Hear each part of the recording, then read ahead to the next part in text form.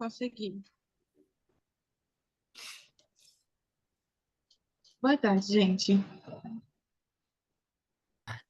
Boa tarde. Então, o que acontece? Essa resenha está pronta já tem 2 semanas, né? E esse texto ele já é muito difícil. Quando eu fiz, eu falei assim, tá, beleza, show, consigo fazer. Passaram 2 semanas e aí eu descobri que eu também não consigo fazer ainda. Mas eu vou apresentar o que eu montei e aí o Pedro vai me ajudando com os tópicos que eu trouxe, tá? Deixa eu compartilhar aqui a tela. Uhum. Posso só falar um negócio rapidinho? Diga. Antes de terminar a reunião de hoje, seja agora no começo, aí a Maria e o Pedro veem o que fica melhor, ou no final, quem eu acho que tem membro novo aqui hoje na reunião, ia ser legal eles se apresentarem pra gente ver o rostinho e saber quem é. Vamos fazer isso antes? Pode ser? Esther, tu consegue aumentar teu áudio? Está um pouquinho baixo. É que eu tô falando baixo mesmo, porque tô com 2 reuniões aqui ao mesmo tempo. Tá bom, Mas foi bom. eu não estou em 2 reuniões, né? Tem outra pessoa aqui do meu lado em outra reunião. E meu note, ele tá pedindo atualização, então tá muito ruim. Aí, pra eu não cair da reunião, eu não vou atualizar agora, entendeu? Mas vou tentar falar mais alto. Mas foi uma ótima lembrança. Então vamos lá, pessoal novo. Gustavo. Tem eu, né? Maria Eu da gente. posso começar? Não. Pode, Gustavo. Pode sim.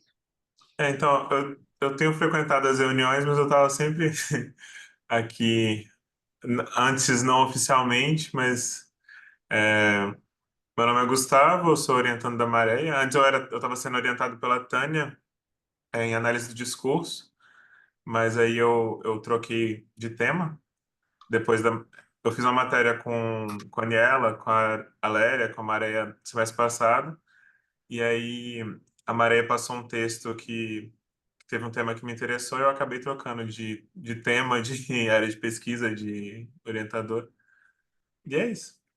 Muito bem-vindo. Muito bem-vindo. Obrigado. A gente gosta de saber das opiniões de todo mundo, se você puder contribuir aí, qualquer coisa que você tem uma opinião e quiser falar, tá? Nós estamos te recebendo muito bem.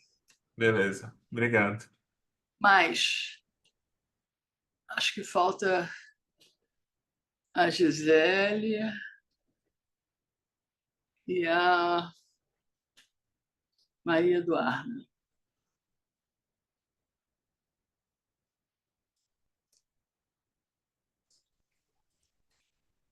Boa tarde. Boa tarde. Dá para ouvir bem? Tá. Eu sou a Maria Eduarda, eu sou aluna da graduação ainda, eu sou de Letras Libras. Aí, ano passado, não me lembro se foi no último período ou no ano passado, eu fiz ELAN com a Maréia.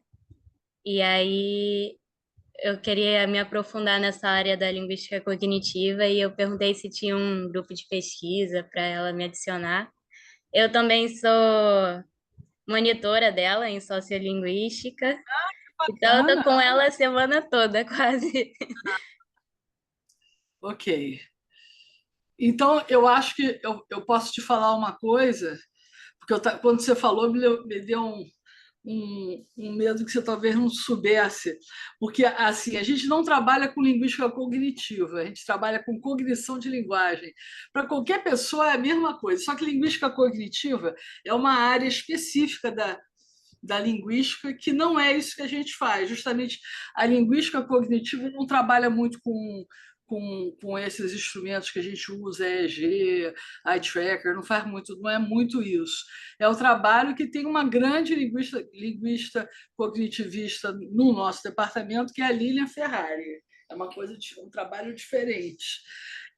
Então, o que a Maré faz é cognição de linguagem, tá?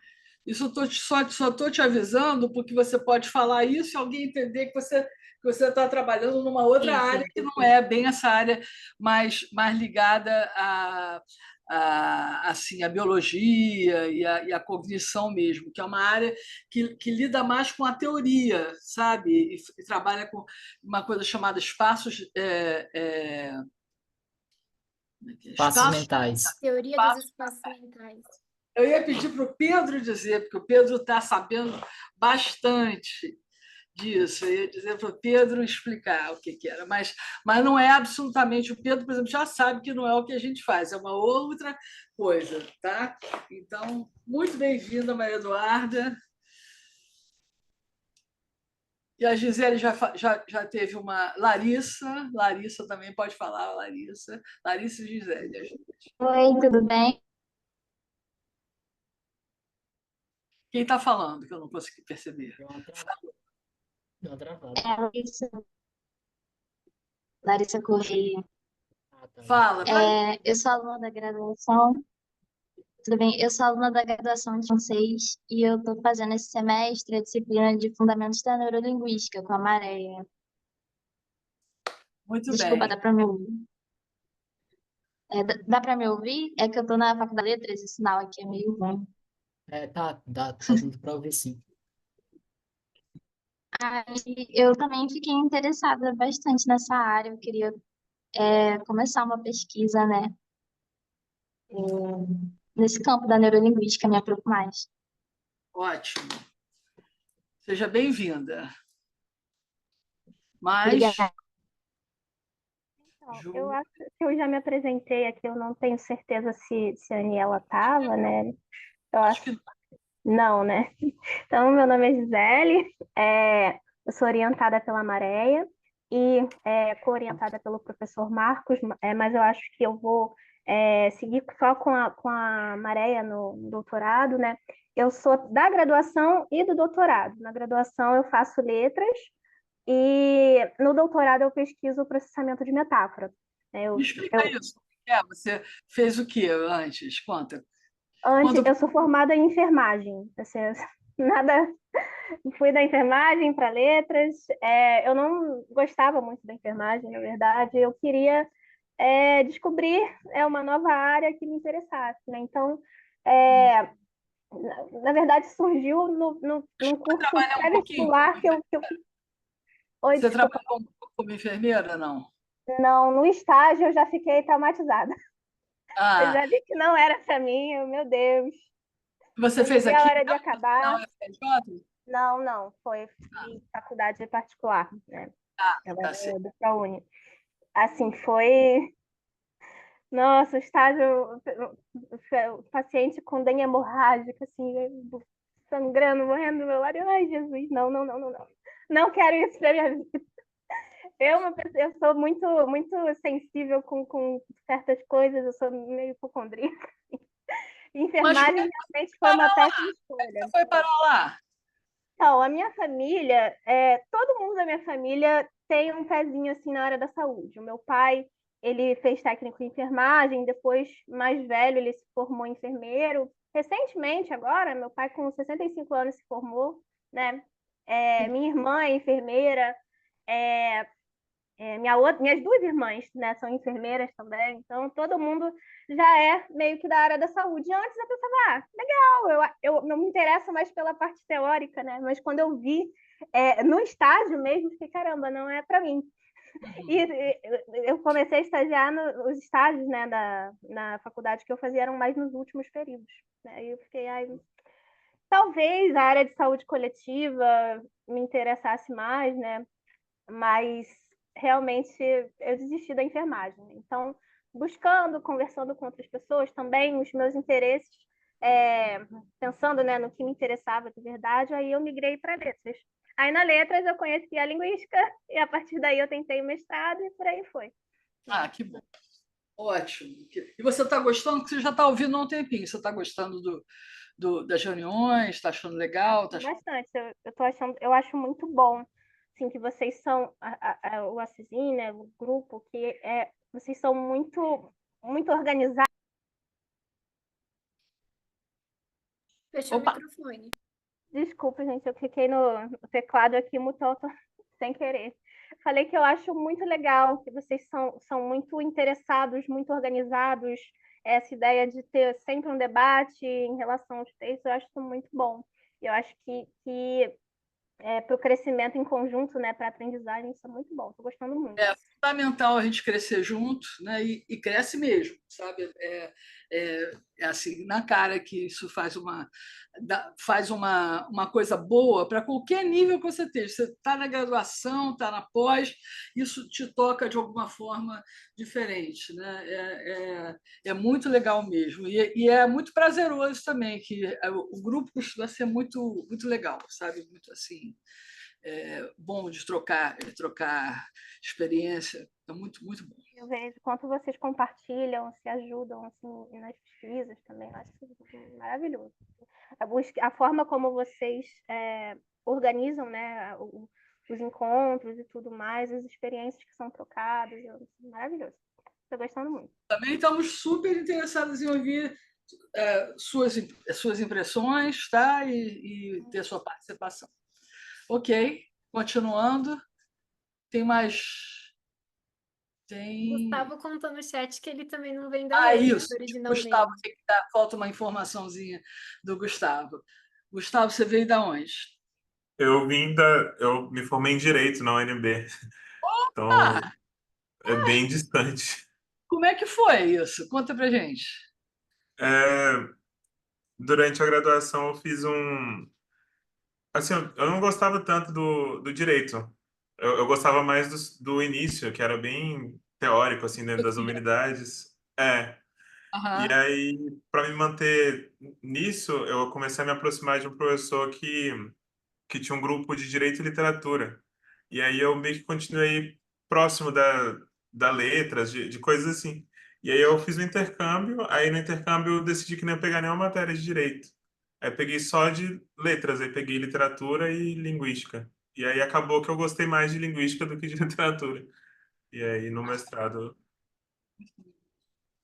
Acontece bastante. Que bom, que bom. Mas, gente. Ô, Aniela, deixa. Você conhece a Marta Cherry da Sociolinguística? Claro, óbvio. O Gustavo já tomou cerveja com ela no bar. Só Foi queria mesmo? acrescentar essa informação. Essa informação, legal. A Marta Cherry é uma grande pessoa. Ela foi a pessoa que inaugurou o PU na nossa universidade, que Ah, só, ela só que inaugurou. quando isso aconteceu, eu não sabia. Acho que eu tô ressoando no seu. Não tá não, tá não. Quando isso aconteceu, eu não sabia quem ela era direito, assim. Então, esse é mais um ponto engraçado da história. Sim. Ela é gente boa, né? Gente boa mesmo, né? Também acho. Ok. Seguindo, tem mais gente. Tem a Maria Eduarda, que eu tinha visto, ainda tem mais uma outra pessoa. Ju Avelino. Larissa não foi, né? A Larissa caiu a internet, não foi? Larissa que caiu? Não, tá aqui a Larissa. Larissa Correia. Tá aqui. Ah, ela estava apresentando e travou, acho que voltou agora direito. Larissa.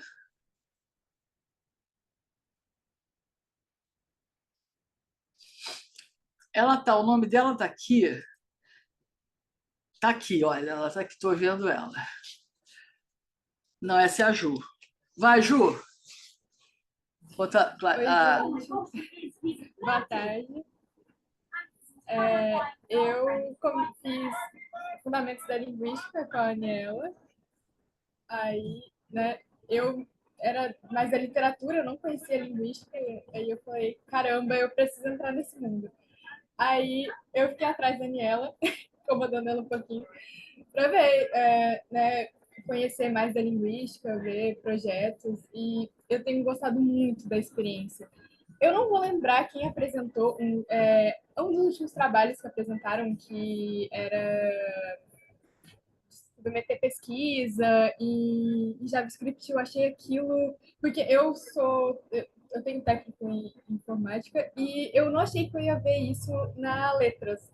E quem explicou também. Falei, caramba, a pessoa do zero, assim, e é muito difícil, tipo, Eu acho que até hoje, se eu pegar, né? E eu falei, caramba, dá para ver o esforço e a dedicação que a galera tem com a área, tem com as pesquisas. Então, tem sido bem legal. Foi a Olivia. Ju, como quando você puder participar, tá? A gente quer saber muito das opiniões e das propostas, tá? Pode fazer proposta, pode. A gente quer maximizar as participações no máximo, que esse lugar seja um lugar bem fácil de você participar, de você perguntar, sabe? Sem formalidade, na Pode simplicidade, deixar. tá bom? Ótimo. Larissa, você faz de novo, porque travou? Oi, eu? Oi? Isso. Se eu faço o quê? Você pode se apresentar de novo, que travou? Ah, sim, sim. Meu nome é Larissa, eu sou da graduação de Letras, Português e Francês, e eu estou fazendo agora a disciplina de Fundamentos da Neurolinguística com a Maréia. Ótimo. E aí, sim, e aí fiquei bastante interessada nessa área, né? Queria me aprofundar mais, começar alguma pesquisa nessa área de neurolinguística. Que bom, que bom. Então tá ótimo. Mais gente? Mais alguém que eu não esteja vendo? Então, Maria, estamos aqui para te ouvir. Ai, Jesus amado. Calma. Deixa eu compartilhar a tela. Tem que liberar para mim. Ai, como sempre, eu esqueci. Peraí. Puxa, deve ser bullying, tá? Pronto. Olha eles, cabelo cortado. Tá bonito mesmo, eu gostei também. Calma, cadê minha tela? Eu tenho que aparar a franja essa sexta, que eu vou sair sábado. Eu parei para olhar, que ótimo. Muito bem. Compartilhar. Ué? Ah, tá.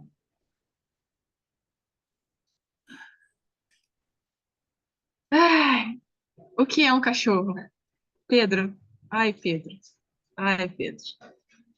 Então, a resenha de hoje foi do último artigo que o Pedro apresentou, do que é um cachorro, que é do texto Por que que conceitos são considerados talvez vetores, né? E aí eu quebrei a cabeça, porque isso envolve muita matemática, e eu tive que assistir o Pedro falando em 0,75 para poder entender, mais 3 vezes, e vamos ver se eu entendi. Mas vamos lá. Bom, primeiro ele começa com a indagação de se conceitos são vetores, né? E ele traz aquela questão do conceito como uma abstração das coisas do mundo e da forma dos signos, como o Saussure trazia, né? Como o significado e o significante, sendo o significado, me corrija se eu estiver errada, por sempre confundo. O significado, aquilo que é imagem mental, e o significante, a imagem conceito em si. Certo? Muito errado. Eu acho que é o contrário, Maria. O Ao contrário, né? significante é a O imagem significante, acústica. imagem acústica, e o significado é a Conceito. mental. Isso. Conceito em si. Tá.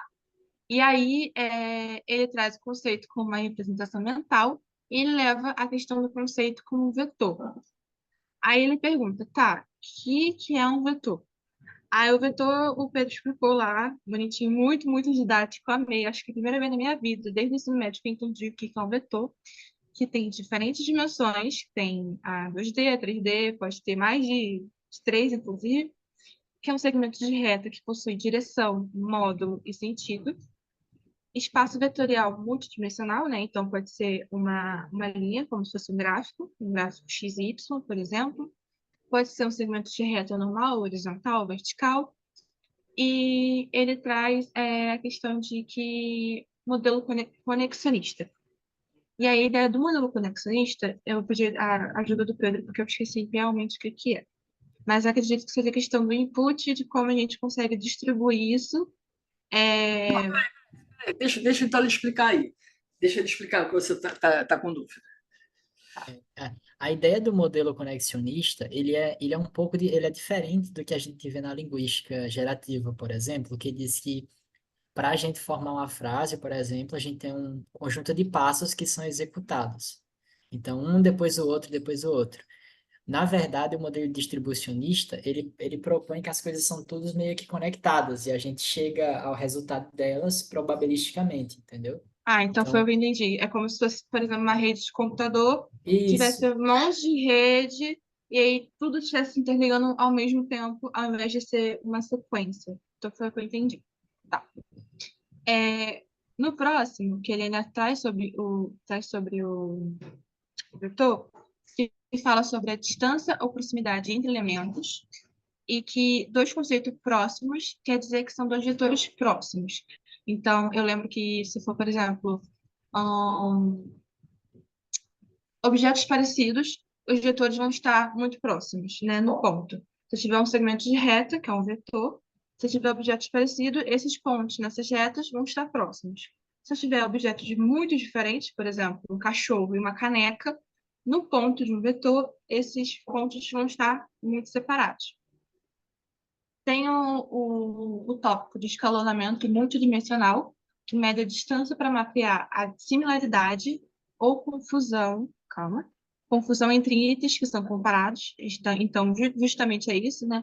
É para medir quão similar ou não são os pontos de comparação.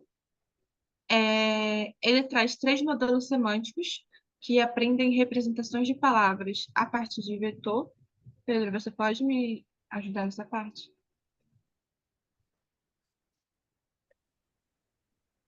sim, sim. A parte da composicionalidade, ele comenta que existem formas de você representar o significado e essas relações entre significados nos vetores.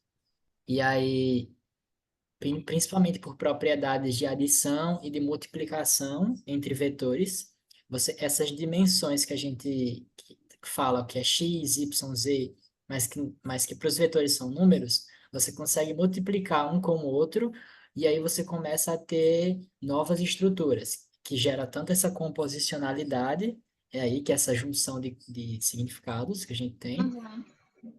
que é feito principalmente nesse produto tensorial aí, que eu E- incrementei em relação à à reunião passada, e aí eu acho que vai dar para...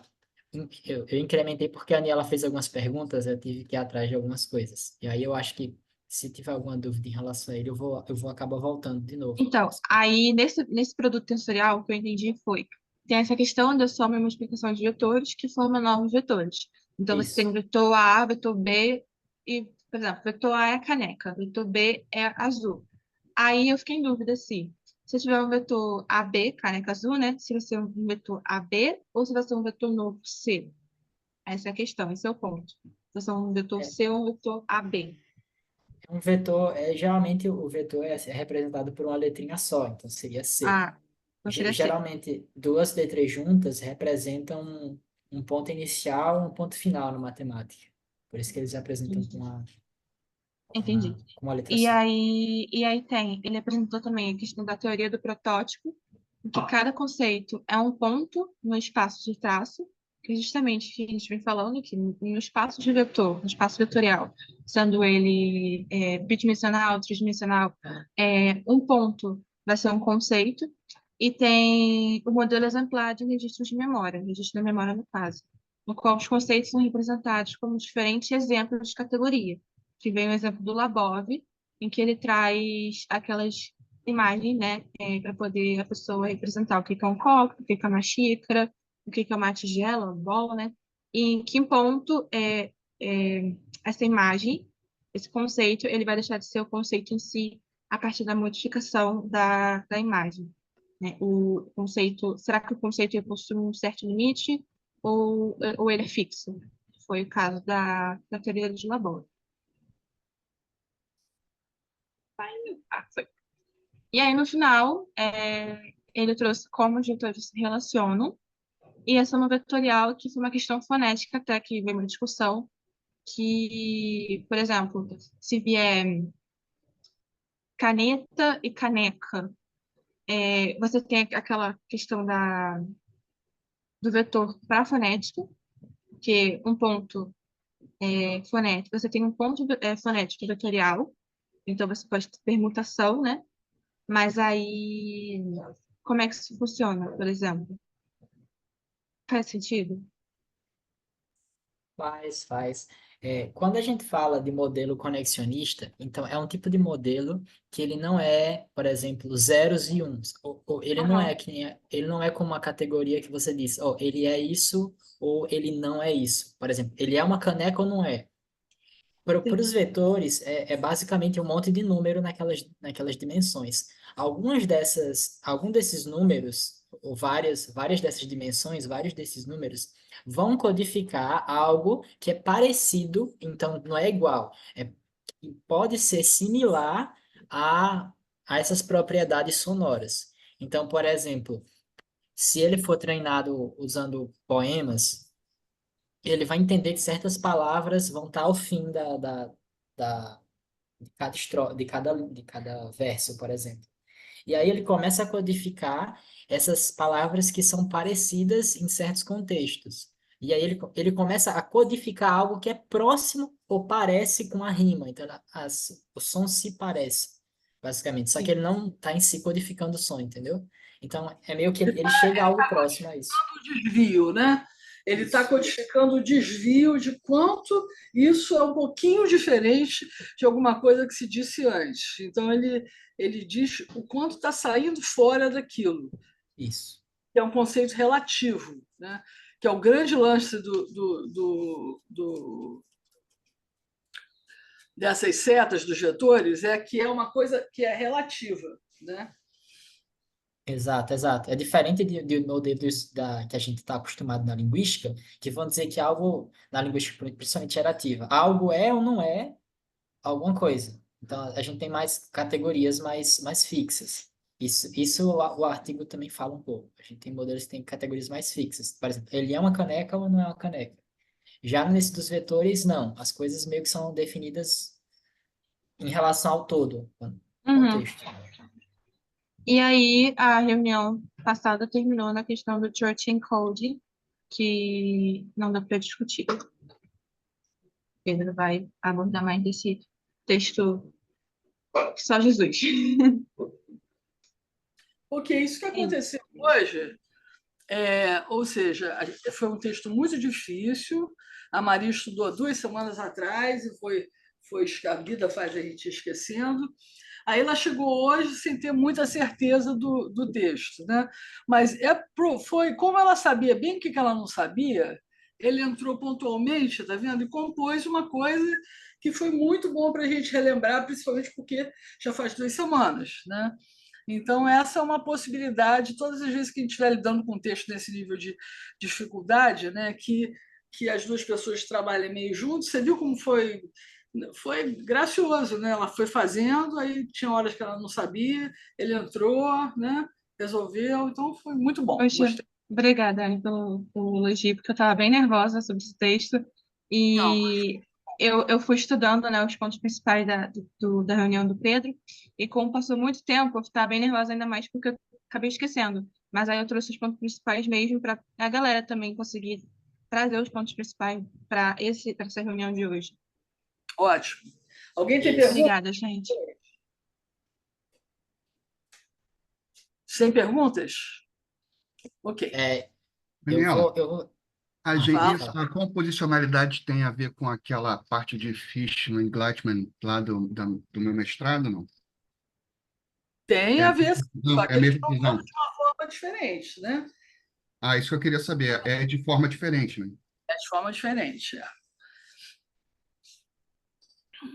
Esse texto, eu sei que tem gente que tá vindo da graduação, e eu acho que esse texto talvez assuste muito, porque ele parece muito pouco com linguística. É, Só que na neurociência esse conceito de vetor aparece bastante, principalmente o pessoal que trabalha com inteligência artificial e tal, é por isso que a gente acaba trazendo. Mas qualquer coisa que vocês não entenderem, no limite do meu conhecimento de matemática, que não é muito, vocês podem perguntar, tá? Eu acho que está todo mundo aqui no mesmo barco de tentar entender juntos o que é isso, então não fique com vergonha. Eu vou voltar à minha apresentação da Posso semana só falar passada. uma coisa rapidinho, não vou demorar muito tempo, não. Só Pode sim. para novo, eles conhecem bem o conceito de Saussure, né? Que tem um significado que a gente guarda na memória, e aí a gente põe um rótulo para esse significado, que é um significante que não fica guardado na memória no mesmo lugar, mas a gente cria uma cordinha prendendo o significado ao significante, para a gente poder usar isso, para que a gente possa usar a palavra, de um lado, eu tenho que ter o que ele significa, que é o significado, e do lado tem que ter o rótulo do que significa. Quando a gente aprendeu a palavra cachorro, foi assim, a gente aprendeu falar, aprendeu a sequência de fonemas de cachorro e aprendeu também aquele significado de cachorro, né? Então, o que a gente fala, assim, a coisa mais básica é que o lado do rótulo não se move, ele é sempre igual, e o lado da semântica ele vai aumentando, porque cada vez você vai sabendo mais de cachorro à medida que você vai tendo 2 anos, 3 anos, 4 anos, 60 anos, você vai entendendo mais o que significa cachorro. E aí esse lado do significado vai crescendo, né, pela experiência da vida, mas eles sempre continuam grudados, o rótulo cachorro com aquela entrada da enciclopédia que está guardada na tua memória, está mantida pela tua memória. A memória é que mantém esses dois juntos. Então, essa é a visão clássica do conhecimento de palavras. Mas existe uma outra visão que vai dizer que a gente não vai ter só essa arrumação de um para um. A gente vai ter um lugar na cabeça que coisas iguais estão guardadas, então a gente guarda todos os bichos, os nomes por exemplo, dos instrumentos, das ferramentas, eles vão estar guardadas.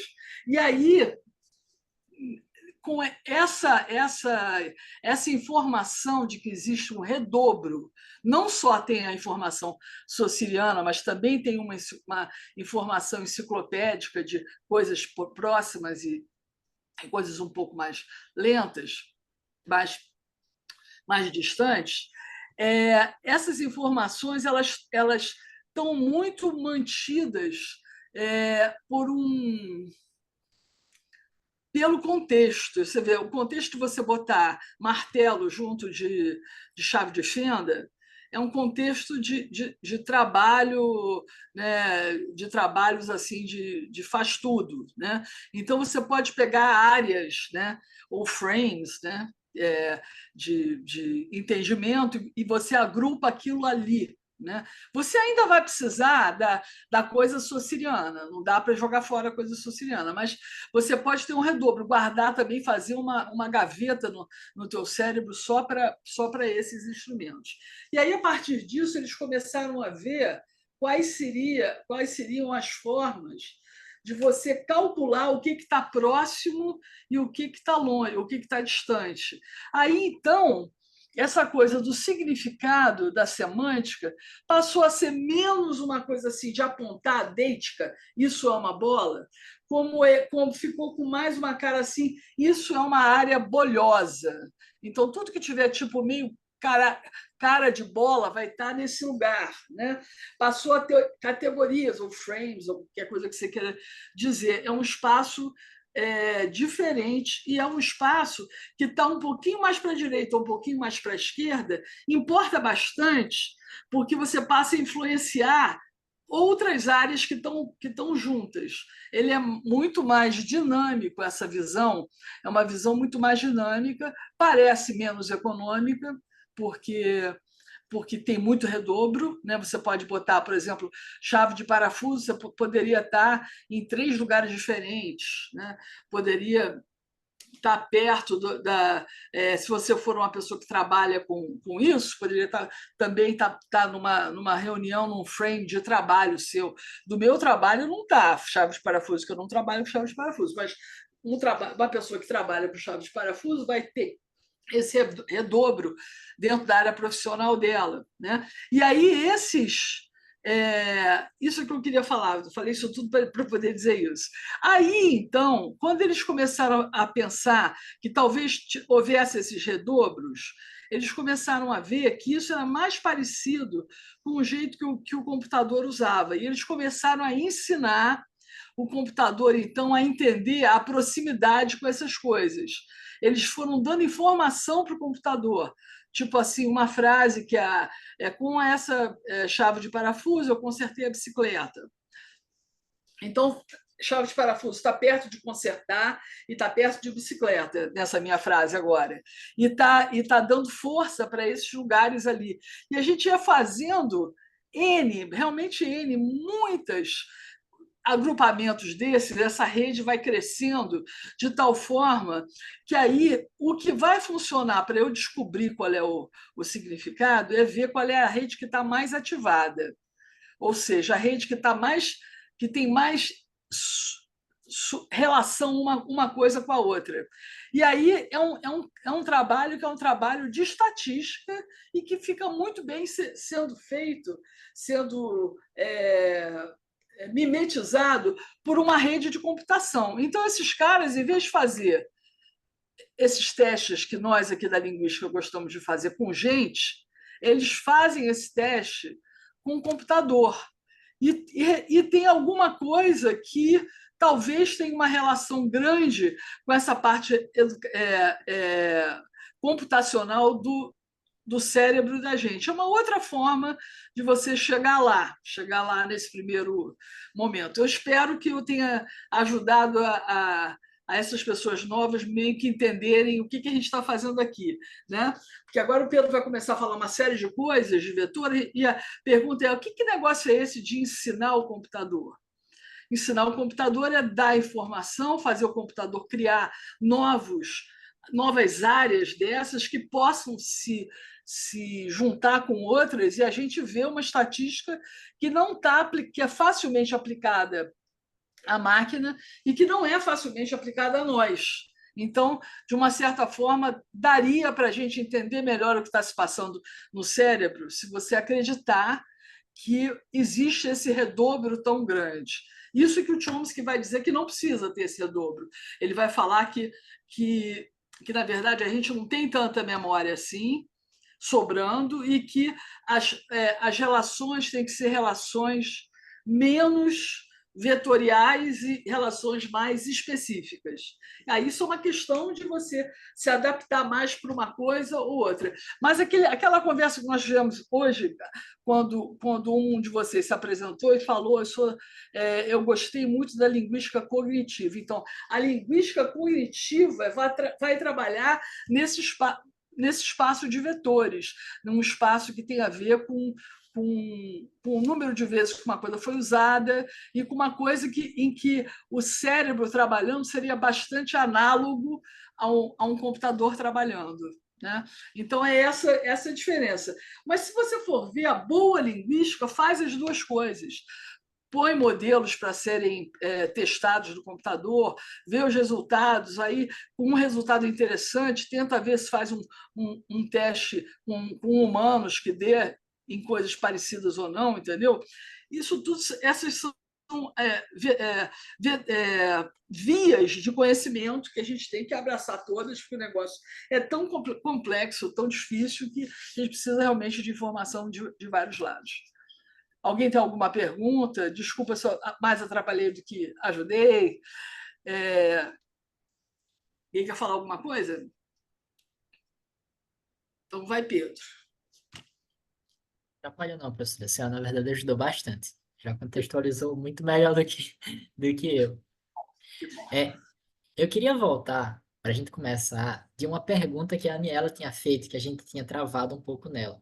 Nós estávamos falando que os vetores podem possuir meio que milhares de dimensões. Então, eles podem ter tanto a dimensão x, y, z, quanto várias, inúmeras milhões, na verdade são milhares, milhões de dimensões, cada vetor desse, para conseguir codificar as propriedades que a gente vê numa palavra. E aí a gente estava nesse exemplo aqui, que foi esse exemplo que a Aniela perguntou, por que essa palavra mol, que tem um significado diferente em cada contexto desse, porque essa palavra tem o mesmo número, os vetores têm que ter os mesmos numerozinhos, se vocês perceberem aqui. Na verdade, o que acontece é algo assim. O vetor, ele possui meio que um vetor genérico dessa sequência de letrinhas mol aqui, entende? Então, é meio que um vetor genérico. esse vetor aqui é um vetor genérico. E aí, qual foi o grande ponto do ChatGPT, por exemplo? É que ele desenvolveu um mecanismo em que as palavras que estão ao redor, por exemplo, nesse segundo aqui, one of carbon dioxide, todas essas palavras começam a alimentar essa nova palavra e aí faz algo meio que parecido aqui, em que Diz o esse que é vetor... molar, para as pessoas poderem entender. Diz o que é molar antes para a pessoa entender. Aí, professor, esqueci, a senhora deu uma tradução tão boa na semana passada. Mol, aqui no segundo, mol, é uma medida de medir moléculas. Esse aqui eu sei. Esse primeiro é um animal, que eu esqueci o nome dele. Acho que é uma topeira. Pronto, topeira. Topeira. E o terceiro, eu também não lembro. Mas a Aniela sabe que ela deu a tradução dos três, professora. Meu inglês está ficando ruim. Cancro, verruga. Pronto, verruga. Então, a gente sabe que na nossa cabeça nós sabemos distinguir o que é uma toupeira, no caso do inglês, iria chamar os três de mole, por exemplo. Mas a gente sabe que eles têm três significados diferentes. O que o modelo fez, esses modelos artificiais fizeram, para que eles conseguissem diferenciar esses três, é que o contexto começa a alimentar essa palavra aqui, e é meio que o vetor, nesse contexto, ele é ajustado, essa seta, vocês podem ver essa seta aqui, é um outro vetor que ajusta o significado dele para que fique diferente. Então, a gente vai ter algo aqui, ó, que é isso aqui. É aquela diferença, Pedro, de vetor para módulo? Porque eu acho que dois vetores fazem um módulo, né? Então, se você... Volta lá, naquela dos numerinhos. E? Então, esse vetor aqui, que é 589925, são todos os números dele, ele pode estar dentro de um módulo que é 6022, né? E esses dois vetores que estão perto, eles mudam a área de atuação daquele primeiro vetor. É isso? Isso, exatamente. Isso, exatamente. Eles influenciam. A setinha aqui em cima pode ajudar. É como se essa mesma palavra model aqui, que é nesse aqui que é modelo de linguagem, ele ganha quando ele recebe essa alimentação contextual, os valores aqui se alteram das dimensões e ele começa a codificar novas propriedades semânticas dependendo desse contexto. E aí, de repente, model aqui é um modelo, é uma máquina, é um programa.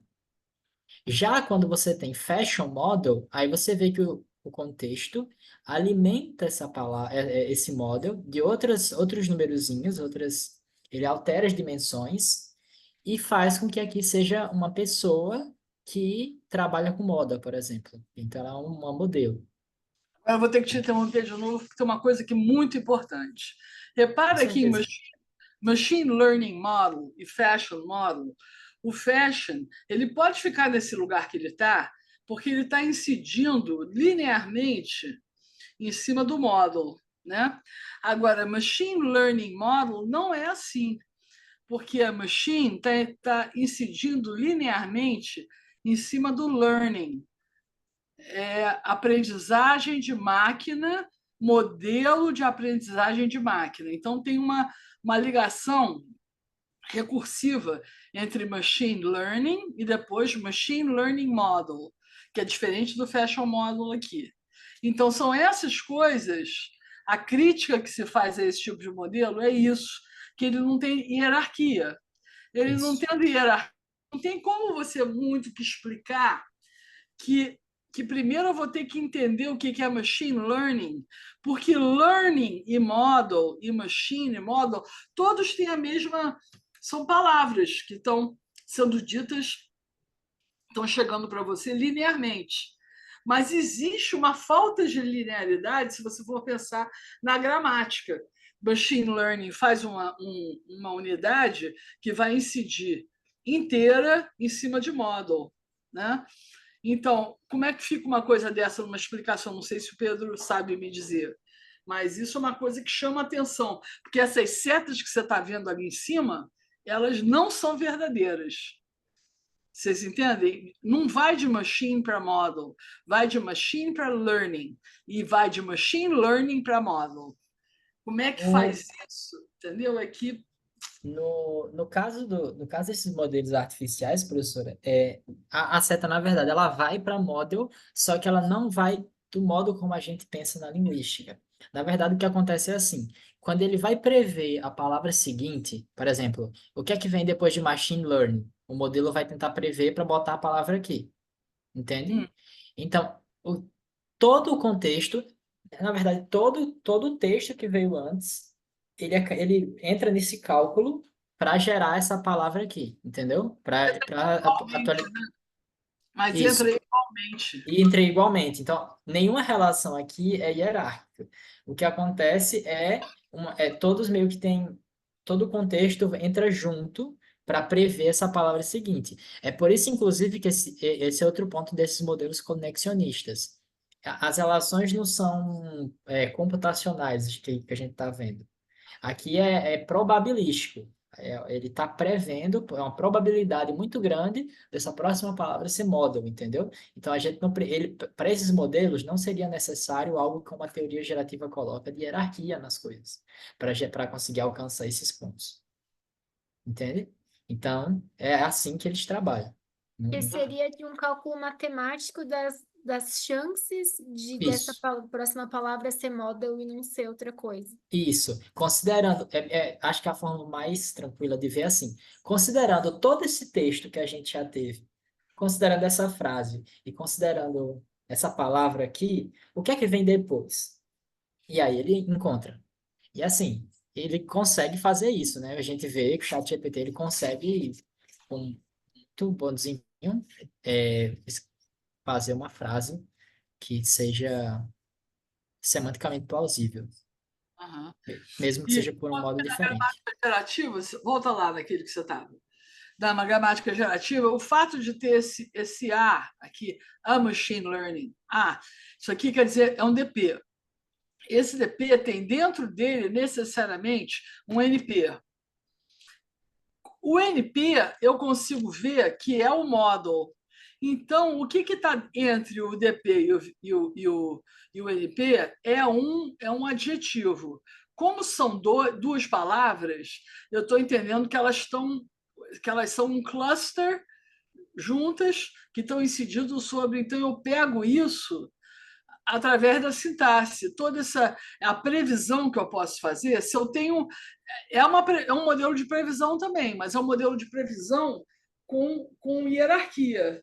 Né? Se eu começo com um DP, se eu tenho um DP, eu tenho que ter um nome. Aí o nome não pode ser machine learning, o nome é o model. Então, entre o DP e o nome, aí eu tenho que ter um adjetivo, porque em inglês a ordem é adjetivo, nome, não nome adjetivo. Então, as previsões vão seguir de uma outra forma.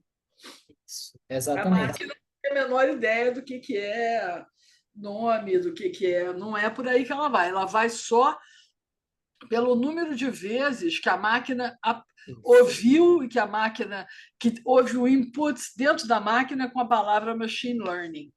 Isso, exatamente. No caso desses modelos aqui que ele está apresentando, a gente, quando trabalha com vetor, ele não reconhece em si categorias. Mas existem, de fato, esses modelos de previsão. Eu acho que, inclusive, o primeiro artigo que foi apresentado esse ano, que foi aquele que eu apresentei com a ST, os autores, eles defendem que os modelos de previsão deveriam incorporar relações sintáticas para prever melhor. Mas, de fato, existe. Tá. E esse foi um ponto que eu queria passar antes da gente voltar para aquilo que, de fato, é o meu ponto. E eu vou parar aqui e agora sim eu vou começar a minha apresentação, que foi um pouco antes de onde a Maria parou, que a gente estava falando sobre composicionalidade, que é a ideia de juntar conceitos em uma nova representação. Então, por exemplo, um exemplo famoso é o da Luna Pilkany, né, que é o barco vermelho. Então, você pega o conceito de barco, do conceito vermelho, meio que você pinta um conceito na sua cabeça, aí o barco lá, o conceito do barco fica vermelho. Eu acho que, partindo disso, como é que esses modelos conseguiriam representar? o Pianta 12 vai dizer que os modelos de produto tensorial, eles são a melhor opção para a gente ter essa relação entre vetores, ou seja, essa composição entre eles. Tá, e aí, agora a gente vai entrar na pior parte para mim, assim, que me deu muita dor de cabeça, que foi entender o que é um tensor, primeiramente, assim, porque um tensor, ele é ele é algo da matemática que ele é usado para calcular deformação no espaço. E eu acho que isso é uma analogia muito boa, porque quando você pega o conceito de barco, que é o que a gente estava falando, e você coloca algo vermelho nele para ele ficar com a cor vermelha, então você pega barco vermelho, é como se você estivesse aplicando uma deformação a um determinado espaço. Ou seja, você está colocando uma cor no barco. Então você está juntando duas coisas. Esse tensor é uma representação matemática dessas deformações que a gente faz no espaço. Eles usam muito isso para calcular questões de física, quando você tem deformação no espaço-tempo. Então você calcula em forma de tensor. Mas isso também poderia ser usado para esses conceitos linguísticos segundo o texto, porque você conseguiria ter essas modificações que são aplicadas a um vetor para ele se compor, ganhar uma nova roupagem, como no exemplo, o barco que ganha uma roupagem vermelha, tá? Então, o tensor é uma associação de vetores que tem propriedades de multiplicação. Eu não vou me bater tanto nessa parte matemática, mas os pontos da multiplicação é que você tem essas propriedades assim, ó, de que um tensor multiplicando dois números, você consegue colocá-lo no meio aqui. Porque na multiplicação, a ordem dos fatores não vai alterar o produto. 3 vezes 4 e 4 vezes 3 é a mesma coisa. Da mesma forma, o tensor ele consegue ter essas propriedades distributivas aqui. Então, T vezes V mais U consegue ser o mesmo que T vezes V mais T vezes U. Então, você vê que o próprio tensor, que se multiplica a dois vetores, ele consegue multiplicar os dois vetores ao mesmo tempo. Entende? Tá um pouco abstrato, mas a gente vai ficar um pouco mais concreto já já. Eu só quero, o meu ponto aqui é que esse tensor, ele consegue ter propriedades de multiplicação, que é muito importante para o que a gente Qual vai é um vetor ou não? Porque, olha só, a segunda fórmula que você tem, essa coisa distributiva, qualquer número, se pusesse o número 3 aqui, e tivesse aqui um vetor mais um outro vetor, esse 3 multiplica primeiro um, depois o outro, você pode tirar tudo do parênteses e botar uma Isso. multiplicação normal. Esse segundo também, da mesma forma. Agora, esse aqui com o alfa, eu não estou entendendo bem, porque se ele for um vetor, isso aqui seria mais ou menos igual a ser T alfa TV. Por que é só alfa, T no meio e V? Esse alfa, ele é uma propriedade da matemática, que é dentro da matemática vetorial, que se chama de escalar. É um número que se associa a um vetor que pode esticá-lo ou diminuí-lo. A matemática chama de escalar. Então, o que ele está dizendo aqui é que o tensor ele pode adentrar numa relação de um vetor com um escalar. Esse escalar ele em si não é um vetor, entendeu? O vetor é somente o que tem a setinha em cima. Entendi. Escalar, é por isso que ele, inclusive, é representado por letras gregas. São esses números que se juntam aos vetores para poder expandi-lo ou diminuí-lo. O próprio nome já diz, escalar. Ele escala o vetor. Né? Mas o ponto aqui é para dizer que os tensores eles possuem propriedades matemáticas de multiplicação, que é muito importante para esse processo de junção de vetores, que é o produto tensorial, acontecer de modo adequado. Porque, assim, quando você lida com vetores, se a multiplicação de vetores ela possui propriedades diferentes, que eu não vou entrar aqui, mas ela não possui as mesmas propriedades de uma multiplicação normal, como a gente está acostumado a ver. Mas com um tensor, essas propriedades funcionam.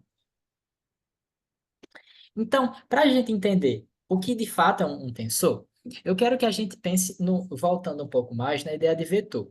Então, quando você coloca aí um espaço vetorial, a gente pode ter um espaço vetorial com x, y, z, que é o que a gente está acostumado a ver. Então, você tem uma dimensão x, uma dimensão y, que aí a gente tem aqueles gráficos normais, e uma dimensão z, que indica as 3 dimensões. As 3 dimensões que a gente vive no mundo real. Largura, altura e profundidade. Tá? Então, quando você bota um vetor nesse espaço, eu até desenhei aqui, ó, quando eu boto um vetor nesse espaço em que a gente tem essas 3 dimensões, esse vetor, ele vai ter 3 dimensões, certo? Ele vai ter uma dimensão x, que no caso eu vou chamar aqui de E1, E2 e E3, tá? Para ficar parecido com o que está desenhado. Ele vai ter uma dimensão E1, uma dimensão E2 e uma dimensão E3, porque ele vai estar dentro desse espaço.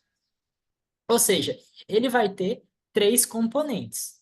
Vai ter um componente E1, E2 e E3. Então, esse vetor é formado de 3 componentes, que quando você coloca esses 3 componentes aí, você encontra esse mesmo vetor. Tranquilo até aqui? Podem falar se não tiverem entendido. Tá tranquilo, Pedro. Tá. Então, ele vai ter 3 componentes. Vou dizer aqui que são x, y e z. Se eu colocar 2 vetores, então você vai ter o vetor v, por exemplo, que vai ter o componente x, y, z, e o vetor u, que vai ter o componente x, y, z, certo? Então, cada vetor, para ser representado nesse espaço de 3 dimensões, ele vai ter 3 componentes. Quando eu multiplico esses 2 vetores, eu vou estar, na verdade, multiplicando essas 3 dimensões de cada. E aí, se você multiplica 3 vezes 3, você vai ter 9 possíveis combinações. Eu não sei se a Aniela lembra, ela me perguntou na última reunião, se o que acontecia com esses tensores era uma permutação. É. E, de fato, é uma permutação. Porque é o modo como essas dimensões se combinam. Então, você pode ter o V aqui. Eu mudei o X para 1, o Y para 2 e o V para 3. Aqui era para estar um 3, erro meu. Mas só para ficar mais fácil de enxergar. É a mesma coisa aqui, tá? Dessa linha e desse daqui. Você pode ter um V1, um U1, o V2, o V1, o 1, o V1, o 2, o V1, o 3, que é o que vocês estão vendo aqui. Essas diferentes possibilidades de combinação, cada uma representa um tensor. Então, o tensor, ele vai ser a combinação das dimensões de cada vetor. E aí você vai ver que, quando você junta 2 vetores, que é basicamente o que está acontecendo aqui, quando eu estou multiplicando 2 vetores, eu gero um conjunto de tensores, aqui, que vocês estão vendo aqui. Esse daqui é igual a esse daqui. Eu só mudei as letras para ser um T. Então, você vê que quando você tem 2 vetores, você gera 9 tensores. E aí você consegue juntar coisas. Então, esses vetores que sozinhos codificam palavras como, sei lá, barco, e outro vetor, a palavra vermelho, quando você faz essa multiplicação e esse produto tensorial, você tem algo que parece um barco vermelho. E aí, quando você quer combinar, por exemplo, 3 vetores, sei lá, o que a gente viu agora, Machine Learning Model, que são 3 palavras, você vai ter algo como assim, são 3 vetores. Só que o que vocês percebem aqui é que esse modelo, ele cresce por multiplicação, é um crescimento geométrico, que a gente chama na matemática. Então, por exemplo, vejam que um vetor, ele teria 3, 2 vetores teriam 9, 3 vetores tem 27. Então, dá para perceber inicialmente que quanto mais isso fica mais complexo, mais memória você precisa, né? Então, esse também é um dos pontos do ChatGPT. Ele precisa de muito espaço para fazer esses cálculos certo, entende? Então, esse, na verdade, é um problema desses produtos tensoriais. Eles exigem muita memória e muito processamento, porque eles crescem multiplicando. Se você tem 5 vetores que estão se associando, você vai ter 3 elevado a 5. Então, já vai crescer assim, ó, absurdamente. Então, esse é um grande problema desses vetores. E aí, algumas propriedades.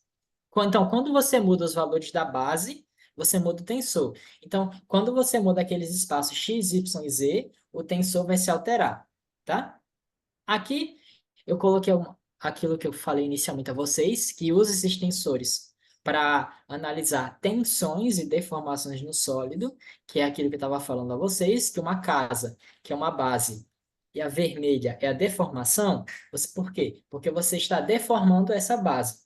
Quando você muda a base em si, que é a palavra casa, digamos assim, você muda os tensores, porque você está promovendo agora outros tipos de relações. Aqui a gente vai ver que tem algo próximo ao que a gente tem, próximo, entre aspas, ao que a gente vê na linguística de núcleo e periferia, basicamente. Porque a base em si desses vetores vai ser o núcleo sobre os quais as deformações vão ocorrer. Então, você começa a ter uma relação que não é hierarquia, antes que a Aniela me interrompa aqui para dizer que não é, mas que para esses modelos tem algo que se aproxima e consegue dar conta, por conta dessas relações que esses tensores possuem. Tá? Ok. Pedro, como Oi. esses modelos eles lidam com morfologia? Com a morfologia? Ou só consideram Não, os itens lexicais e tal? então, quando você vai treinar esses vetores, esses modelos, não são só as palavras inteiras que contam. Eles conseguem, eu não sei como, mas eles conseguem fazer o que eles chamam de tokens. Então, eles conseguem cortar as palavras em certos pontos. E aí faz algo como se fosse morfologia. Também, como é distribuído, eles conseguem chegar ao ponto que fica bom por meio de, de teste, de input, e muito cálculo de probabilidade. Mas eles em si conseguem quebrar as palavras em certos tokens. Eu só não sei, talvez o Léo saiba mais do que eu sobre isso. Mas Não, é nesse eu também sentido. ainda não consegui entender direito como isso funciona. O que eu sei é que eu li em algum lugar que quando ele quebra, ele, por exemplo, ele pode quebrar no nível do morfema, mas ele pode quebrar no nível silábico também. Isso. Ele não respeita perfeitamente as relações morfológicas. Sim. Ele vai quebrando em algumas partes as palavras. E aí você começa a ter essas relações meio que entre esses tokens, entre esses itens. E aí você começa a ter algumas relações que simulam morfologia. É, pois é, é tipo a diferença do quando o plural S, quando você tem, de alguma forma ele representa isso, essa morfologia flexional. Só que não é perfeito. Porque ele, na verdade, Exato. esses códigos, esses modelos, né, eles não são treinados para questões linguísticas especificamente. Eles estão recebendo uma montanha de dados, né, e estão fazendo sentido desses dados. Fazendo sentido, entre aspas, né? Isso. E, Exatamente. e ele Fazendo só, sentido no sentido de percebendo regularidade, no caso. ele só passa para o nível menor dentro da palavra, se por acaso eles não conseguem encontrar essa regularidade? Não sei, não Boa sei. pergunta, boa pergunta. Tem que juntar essas perguntas para aquele cientista que vai vir aqui para o ACzinho para fazer todas essas perguntas a ele, que eu acho que ele talvez saiba responder. Mas assim, nada. Vocês podem perguntar qualquer coisa, tá? Esse assunto é muito estranho, principalmente. Não, ele é estranho, no modo geral. Então, se vocês tiverem alguma dúvida, podem perguntar. Mas esse é um problema, inclusive, desses modelos de tensores. Eles exigem absurdas quantidades de memória para eles conseguirem fazer essas relações todas. Porque vocês veem que são uma permutação. E permutação, na matemática, é um negócio que, se você colocar muitas opções, ele cresce muito rápido. É só você pensar em senhas de banco, por exemplo. Eles sempre pedem para você colocar letras, números, uma quantidade específica de números, símbolos, né? Então você vê que as senhas estão cada vez mais complexas. As senhas, na verdade, são grandes permutações, porque quando você coloca vários símbolos diferentes, com a quantidade grande de, de números a ser preenchidos, você começa a ter uma quantidade absurda de combinações possíveis de senhas, que é uma grande permutação. Isso é feito justamente para evitar roubo, essas coisas assim. Então, permutação é um negócio que é uma matemática muito simples, mas que é muito poderosa, que nesse caso aqui ela exige muita memória. Tá, essa aqui é uma definição formal do que é um tensor. Eu juro a vocês que eu li isso aqui 40 vezes. 40 vezes facilmente, para tentar entender o que é que isso quer dizer. Mas esse foi o primeiro artigo que propôs que os produtos tensoriais conseguiriam fazer essas relações simbólicas que a gente está acostumado na linguística, só que com essas relações matemáticas. Aí ele diz aqui, ó, a definição formal é o produto tensorial de um vetor V de dimensão n, ou seja, aquilo que a gente viu. Um vetor que, por exemplo, tem 3 dimensões, tem 4 dimensões. O n na matemática é porque pode ser qualquer dimensão. Então, o produto tensorial de um vetor de dimensão n com um vetor de dimensão m é simplesmente o vetor v vezes w, que é a multiplicação das dimensões, que é o que a gente viu também. Que as dimensões do v, que é o v1, v2, v3, se juntam com as dimensões do u, que é o u1, o 2 e o 3. Em que todos os elementos do v e do w, todos os produtos possíveis são essas combinações de elementos, do vetor v com o vetor w. Quando você tem um produto de V com W, você tem um tensor de rank 2, porque eles vão ser dois possíveis, são dois vetores combinados. Quando você tem 3 vetores, você tem um tensor de rank 3. Quando você só tem um vetor, você tem um tensor de rank 1, tá? Então, essa é basicamente a definição formal, que é o que a gente viu aqui. Que é a mesma coisa que a gente viu aqui. Parece que é o Papa dessa área. Isso, exato. Ele colocou, ele que propôs. É. Ele que propôs. A senhora conhece, professor, esse sujeito?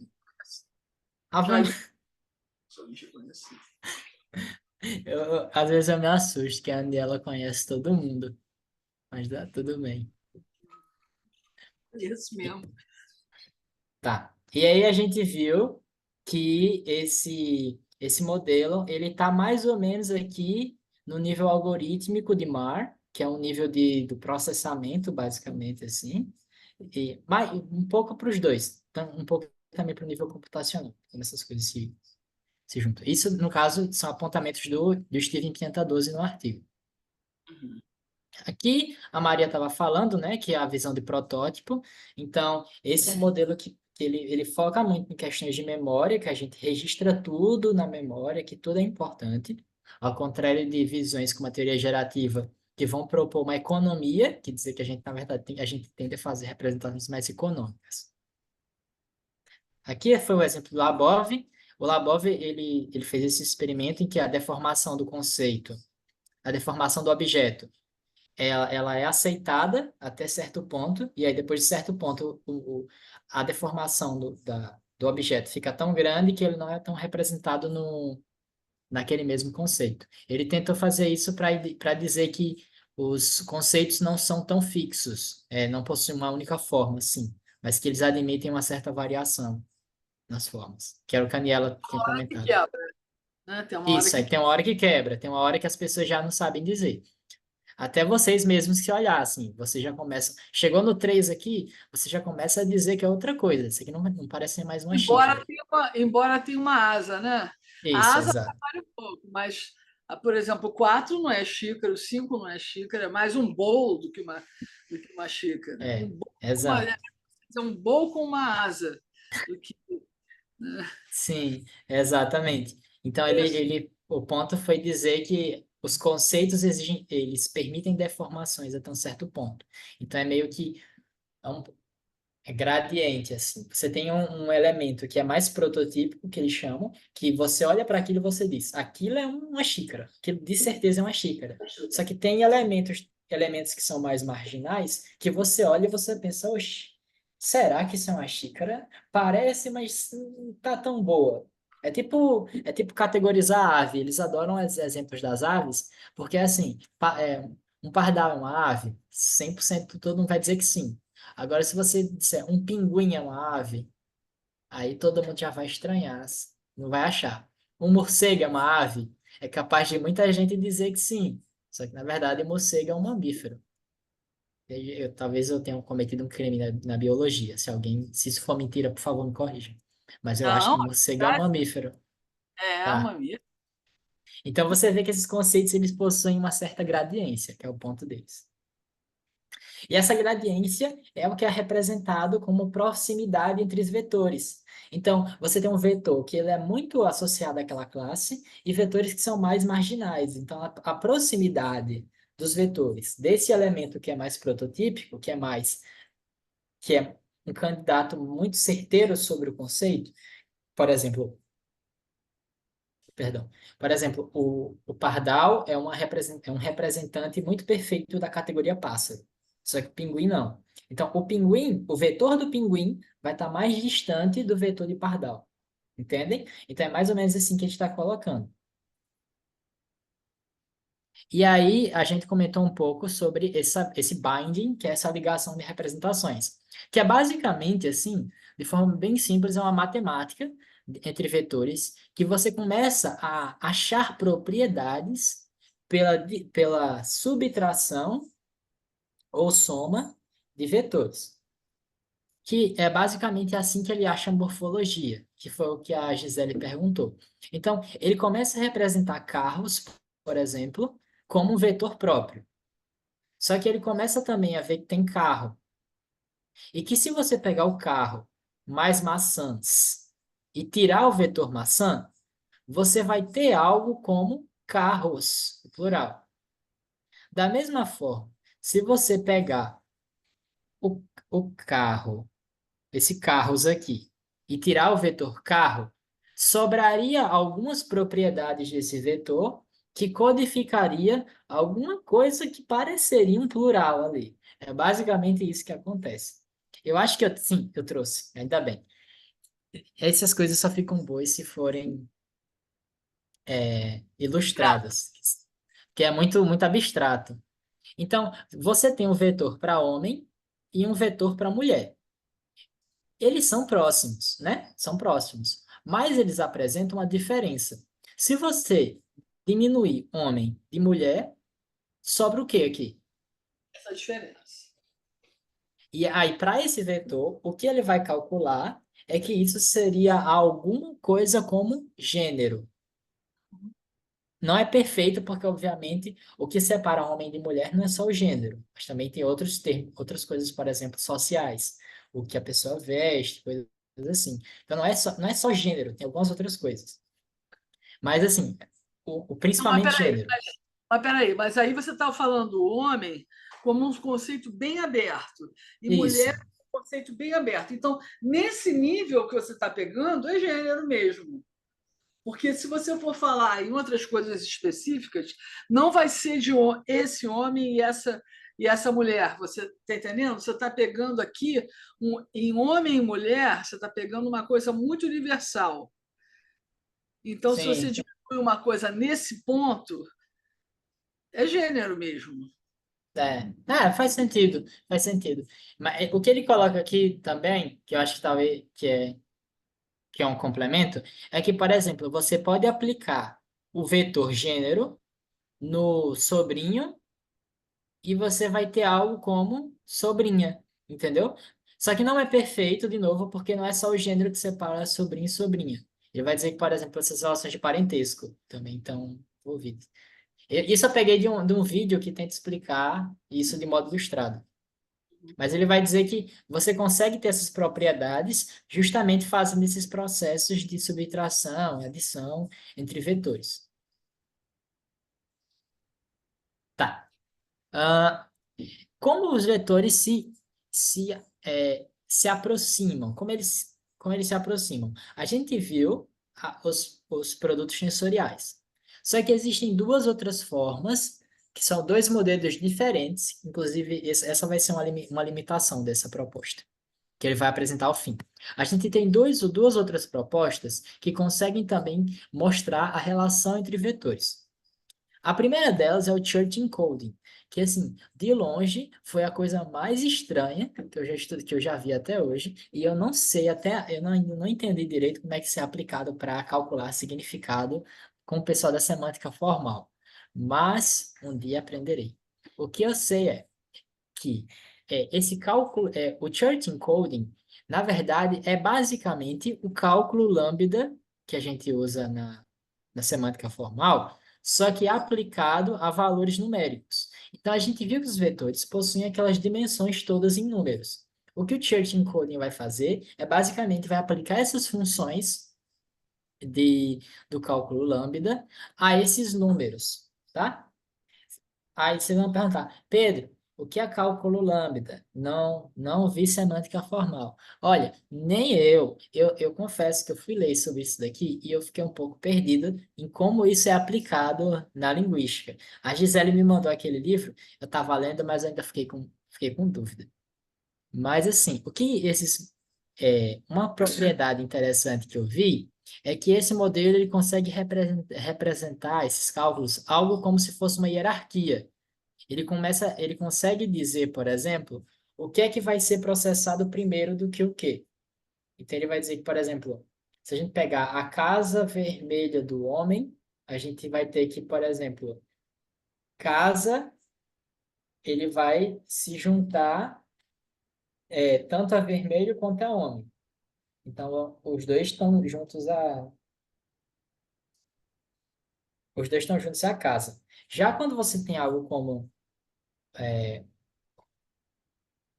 o filho do pedreiro da esquina, esse da esquina se junta a pedreiro primeiro, e o pedreiro da esquina se junta a filho. Então, você tem meio que uma hierarquia esse cálculo lambda consegue promover. Uma hierarquia nesse cálculo de significados. E aí, você conseguiria aplicar isso para os vetores também representando essas relações entre significados com alguma coisa próxima ao que a gente faz na linguagem, tá? Ok. Eu Você vou sabe passar. o que é Church Encoding? Eu sei que o nome do cara é da Alonzo Church, Ah, tá. que é Ok. que é o cara que criou o cálculo lambda. E o encoding é porque você consegue essa função, essa linguagem, pelo que eu li, ela é a mais básica que tem. Então você tem, por Lambda? exemplo, isso, é a mais básica que tem, porque você consegue aplicá-la para tudo aí. Você tem uma função sobre a qual você aplica uma determinada forma. Então, ó, eu até coloquei aqui embaixo como o cálculo lambda é universal, ou seja, o mesmo sistema usado para vários tipos de processamento, você consegue usar o mesmo cálculo tanto para vetores quanto para a linguagem, que é justamente porque ele é tão básico que ele consegue se aplicar a muitas coisas diferentes. E ele sugere, inclusive, que a gente teria um sistema de Church encoding na nossa cabeça também. Então, aqui eles dão meio que um pulinho para o nível cerebral da coisa. Eles sugerem que a gente tem algo como isso, como se fosse isso na nossa cabeça, para associar vetores, associar conceitos. Mas eu acho que a senhora saberia dizer muito melhor do que eu, professora. Porque eu sei que a Não, senhora sabe. eu não sabia só que era Church Encoding. Sim, eu estudei um pouco do modularista, do Folder, né? que é a pessoa que começou a usar o Lambda. Então, é super interessante. É todo formulaico e você vai montando árvores. O Lambda faz uma árvore também. E pelo que eu entendo, então é justamente por essa propriedade dele conseguir dizer o que é que vem primeiro do que o quê. E aí Uhum. ele começa a conseguir construir algo como se fosse hierarquia. É isso mesmo, isso mesmo. Tá. E outro modelo que eles dizem que é utilizado para relacionar conceitos é esse Vector Symbolic Architecture, que foi um modelo proposto para que essas computações simbólicas pudessem ser feitas com vetores. O que são computações simbólicas? É basicamente o que o Chomsky adorava fazer antigamente, no dos modelos antigos de linguagem, que é pegar um S, aí reescreva esse S como NP, VP, que é aquele modelo bem antigo, que ele trata Transformacional. isso, transformacional. Aí pega esse NP, aí uma setinha para frente, e que é um D e um N'. Então, esse é um tipo de computação que é chamada de computação simbólica. Porque é simbólica porque ela tem uma reescrita de termos como outra. Se vocês, o pessoal da graduação, se já pagou fonologia, vocês viam algo parecido com as regras fonológicas. Deixa eu ver se eu botei aqui. Não, eu não botei. Mas era aquilo, tipo, a regra X, o som, o S passa a X no final de sílaba, por exemplo, no dialeto carioca. E aí todo S vira um chiado. Esse é um tipo de computação simbólica. Eles dizem que você consegue representar isso em que cada símbolo representaria um vetor e que essas representações distribuídas desses modelos conexionistas conseguiriam chegar a resultados parecidos. Só que qual é a diferença entre o que a gente faz na linguística, geralmente, e esse modelo? De novo, porque na linguística as coisas acontecem como se fossem regras que se aplicam. Então, vai ser sempre assim. Sempre um S vira X, por exemplo. Nesses modelos, eles são sensíveis a erros. Então, eles dependem muito de dados. De muitos dados. E, e aí, qual é o problema dos dados? É aquele problema das memórias, que precisa de muita memória. Esse VSA, ele vem para tentar resolver isso, porque ele não precisa de memória, ele não precisa ficar sendo treinado. O que ele faz é que o design dele básico consegue fazer essas computações. Então ele meio que não melhora com o tempo, tá? Eles são vistos como versões aprimoradas do produto tensorial, justamente porque o produto tensorial, ele cresce muito, ele precisa de muita memória. O VSA, ele trabalha com poucas dimensões. Então, ele não precisa de muita memória para acontecer. Eu só representei aqui o problema problemas do produto tensorial, que é algo que a gente já viu. Por exemplo, um vetor de 3 dimensões dá 3 tensores, 2 de 3 dá 9, 3 de 3, 27. E aí você consegue ter algo com m elevado a x tensores aqui, quando você tem no produto tensorial. Então, os VSAs, eles se aplicam, deixa eu ver a hora, eu estou próximo de terminar. Os VSAs, eles aplicam uma função para que as dimensões dos vetores nunca vão mudar, ou seja, não vai aumentar as dimensões, não vai aumentar o número de coisas que nem o tensor aumentava. Ele vai trabalhar com operações que geram associações, mas que não aumentam o número de dimensões.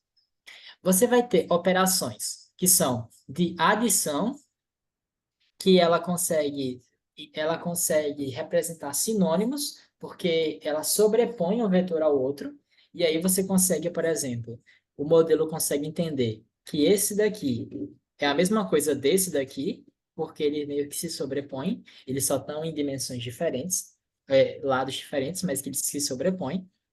Você tem algo como multiplicação, que é o que o Steven Piantadosi vai focar mais, que gera associações, liga vetores. Por exemplo, se você tem algo como uma associação entre nome do país e o nome em si do país, você vai ter uma associação entre um vetor nome, name, e um vetor USA. E aí você consegue ter essa multiplicação que associa uma coisa a outra, uma coisa a outra, uma coisa a outra. Então, você tem algo como essas associações de conceitos, tá? De que, por exemplo, dólar é um tipo de moeda, de que Washington é um tipo de capital, de que USA é um nome de país. Então, esse modelo começa a identificar essas relações de associação e de sinonímia. Ok? E aí, o que é que você tem aqui? Você tem simplesmente esses vetores que têm muitas dimensões com essas propriedades de ligação que são já desenhadas previamente. Então, os programadores criam essas operações e elas nunca vão meio que melhorar com o tempo. A força delas é dependente de quem as desenhou, basicamente. O quão bem foi programado. E aí o Steven Piantadosi traz um exemplo de como isso poderia ser feito. Então, nesses modelos de VSA, você conseguiria ter um vetor, por exemplo, que associa o local onde o presidente nasceu, por exemplo, George Washington, que foi a Virgínia. Você começa a fazer um produto entre os dois, associar os dois. E aí, se você dividir esse vetor X, que é a representação desses dois aqui, Virgínia e George Washington, se você dividi-lo por George Washington, o que é que sobra? Virgínia. Então, você consegue identificar o local onde o presidente nasceu, justamente porque ele está associado pela multiplicação, tá? Então, você consegue identificar as partes dos conceitos que estão juntos, tá? Os conceitos podem se juntar e as partes deles podem ser identificadas ainda. E aí, e aqui ele diz outro exemplo. Se você tem um vetor y, que é justamente a junção de dois presidentes com os dois locais onde eles nasceram, e você fizer a divisão por meio só do Lyndon Johnson, que é um outro presidente dos Estados Unidos, eu acho. É. E aí, se você tirar isso, você fizer uma divisão matemática normal mesmo, você vai ter como um Virgínia vezes o George Washington dividido pelo Lyndon Johnson e o Texas, que sobra sozinho. Aí ele consegue achar isso por aproximação. Por quê por aproximação? Porque ainda sobrou isso daqui no vetor. Então ele não tem como ter certeza de que o local onde o Lyndon Johnson nasceu foi o Texas. É isso que eles chamam de barulho. Esses modelos eles têm esse problema aqui, esses VSAs, que é o problema de noise, que chama. Porque tem muita coisa que se junta que ela não é uma relação tão perfeita, que é uma limitação dele, inclusive. Então, enquanto o produto tensorial, que a gente viu, ele exige uma grande quantidade de memória para representar bem as coisas, esse VSA não tem esse problema. Mas aí, por isso, ele tem esse problema de noise aqui, porque ele não consegue se livrar tão bem desses dados ruidosos, digamos assim. Tá? Ok. E depois, o autor vai dizer que... Volta ali um minutinho. Tá. Uma só.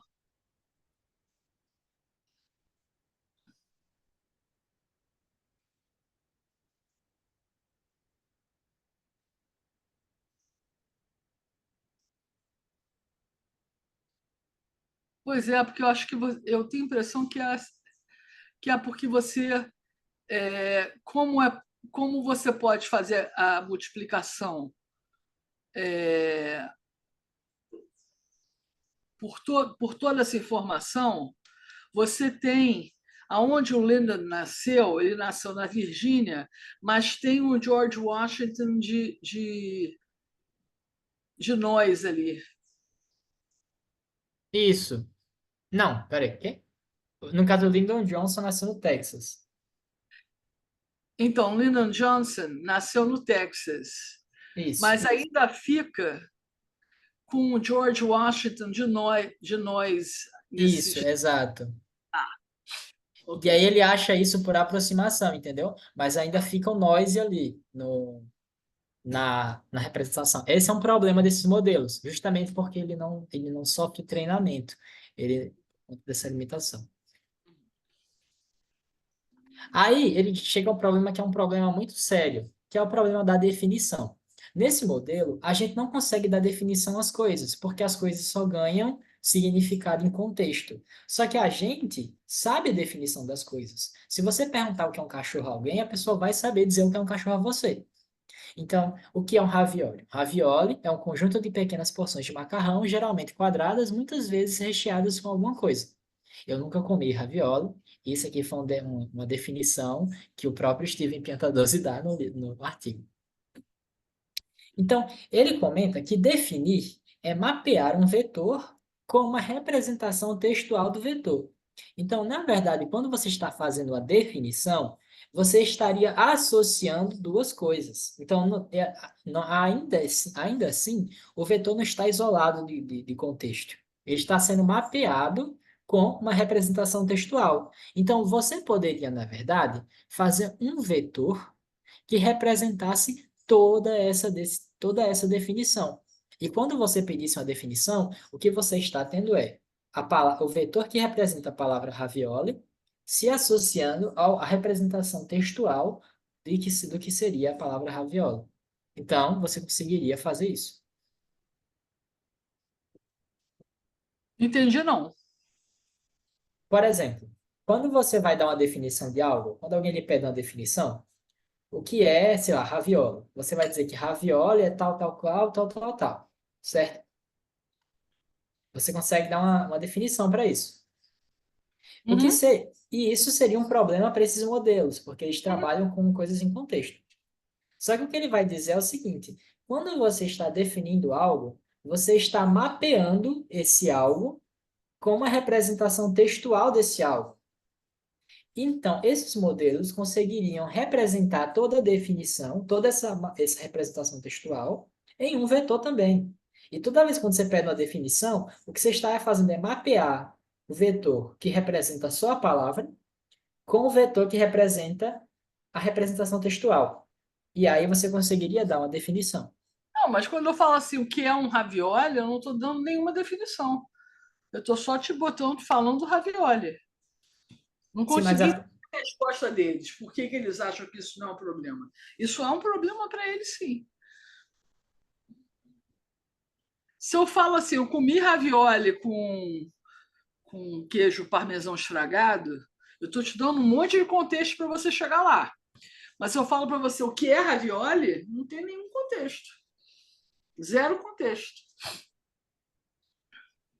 Acho que isso é um problema para eles, sim.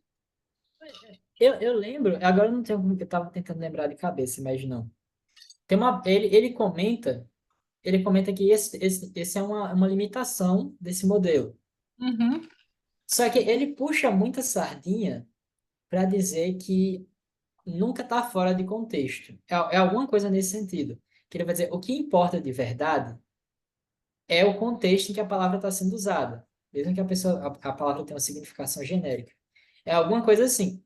Mas O eu acho que contexto que assim, está sendo usado é o contexto da minha dúvida. O que é isso? É o contexto que eles têm. É a dúvida da Daniela.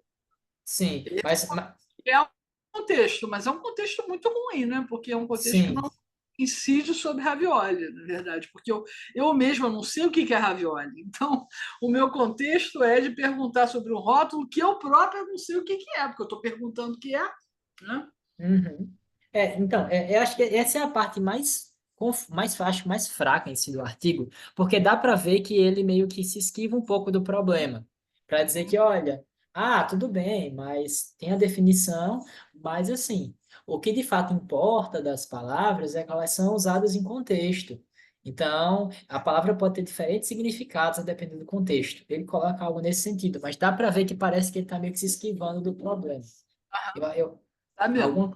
mais ou menos nesse sentido, assim. Só que ele fala que uma possibilidade seria essa, de mapear o vetor com a representação textual dele. E aí você conseguiria ter uma definição. Mas, inclusive, essa parte da definição ela é bem curtinha em relação às outras partes do artigo. Outro ponto que é uma crítica a esse modelo são os conceitos ad hoc. Que é, por exemplo, a gente não tem um conceito para algo como o presente de Natal que eu vou dar ao meu padrinho. Se você ainda vai pensar no que vai dar, esse conceito não está formado na sua cabeça. Você vai formar esse conceito. E É a esse é um mesma coisa. problema. Eu estou perguntando o que é ravioli, eu não sei o que é ravioli. É a mesma coisa. É, Igualzinho. exato. Esse, no caso, eu acho que ele é meio que. A gente parte do. No outro da definição, a gente parte da palavra para a definição.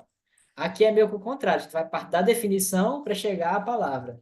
Mais ou menos assim. Mas em si é o mesmo problema, só que eu acho que indo e voltando. Só que ele diz que os modelos de linguagem conseguem fazer isso justamente porque isso também é uma associação de vetores. Você está associando esse presente de Natal que eu vou dar ao meu padrinho com uma futura palavra que vai ser usada no contexto, que, por exemplo, pode ser bolo. Eu acho que ninguém dá bolo de Natal, né? É, Poderia ser uma camisa. Uma camisa, exato. Não sou bom de presente. Ele disse que isso poderia ser feito, mas é mais ou menos o que ele comenta para anterior. Assim, é meio que parecido, só que ainda faltando. Assim. E aí a gente chega, de fato, qual é a proposta dele.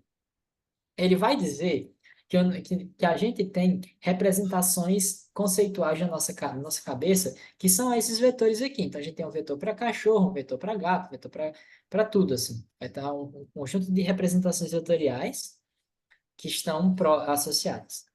Quando a gente precisa fazer alguma coisa com elas, então, a gente vê aqui a questão do contexto. Quando você precisa usá-la para fazer alguma coisa, elas são recrutadas para uma determinada tarefa, e aí ela é feita nessa tarefa.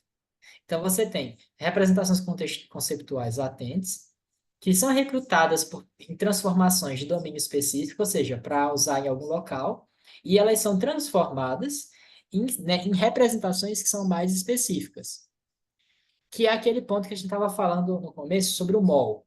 Então, a mesma palavra que teria mol aqui, e aí ela seria recrutada dependendo da tarefa, e ela ganharia um sentido específico no contexto em que ela está sendo usada. Entendem? Ele Até mesmo comenta. uma. Como é que chama esse troço aqui, entre aspas? Um sem. Como é que é? Teach no dog do tricks é um tipo de palavra uma expressão idiomática, de um idiomatismo, né? Uhum. Em que as coisas Ah, tá. não têm o valor que elas têm, né? Que é isso daí Exato. que quer dizer ensinar o padre, ensinar a missa ao vigário. Ah, tá. Não sabia. E é uma coisa que não tem o sentido que tem. Complicado Sim. isso, hein? Sim. Então, eu acho que inclusive, vale de.